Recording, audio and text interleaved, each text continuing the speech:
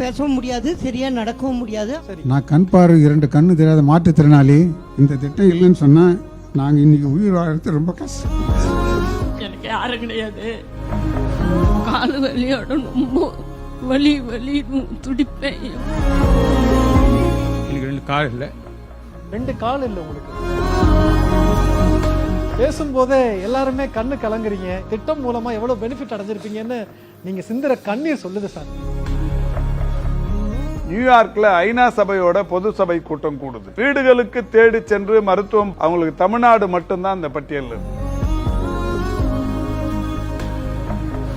அப்ப வீட்டு தேடி மருத்துவம் வந்தாங்க அந்த அம்மா சிஸ்டர். சரிங்க. அவங்களால தான் இவர் எழுந்து இவ்வளவு தூரம் நடந்து வராரு.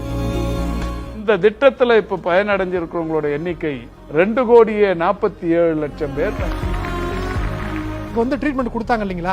இப்போ உங்க மனசு என்ன சொல்லுது? இப்போ 5 கிலோமீட்டர் ரோடு போயிட்டு திருப்பி ரிட்டர்ன் வந்துருவேன். நான் ஏன் இருக்கணும் அப்படின்னு நினைச்சிருக்கிறாரு. இன்னைக்கு நான் 5 கிலோமீட்டர் நடந்து போயிட்டு திரும்ப வருவேன்றாரு பாருங்க.